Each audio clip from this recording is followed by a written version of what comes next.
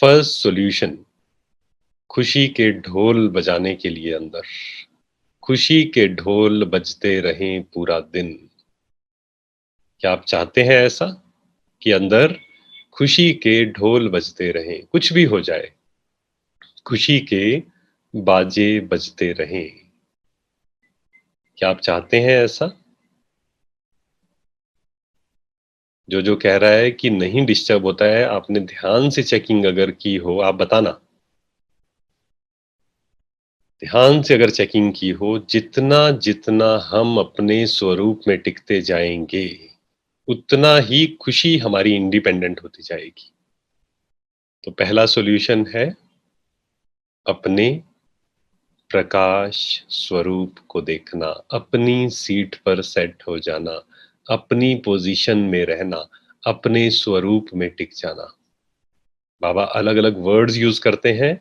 अपने को आत्मा समझना, अपने स्वरूप में टिक जाना, अपनी सीट पर सेट हो जाना, मालिक बनकर बैठना। अगर आप मालिक हैं तो आपको कोई डिस्टर्ब नहीं कर सकता है। अगर आप मालिक नहीं हैं, सीट से नीचे उतरते हैं, तो उसी समय पर आप अपसेट हो जाते हैं। तो ये गहराई से हमें अपनी चेकिंग करनी है, बहुत गहराई से चेकिंग करनी होगी। तो हमें क्या करना है इसके लिए?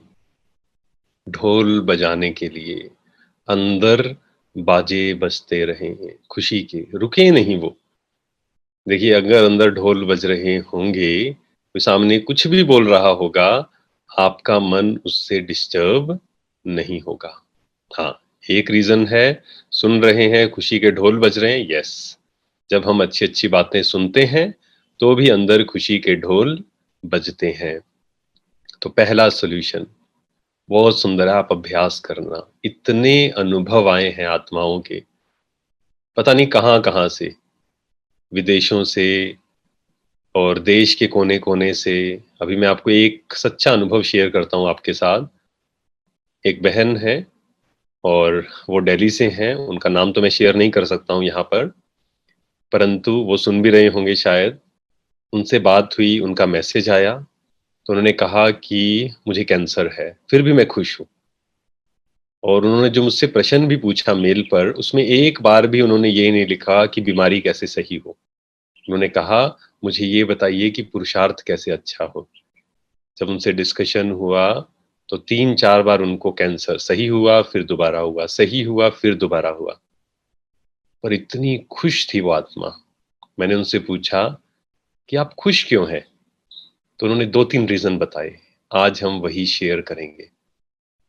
पहला, उन्होंने कहा, मैं अपनी सीट पर सेट हूँ।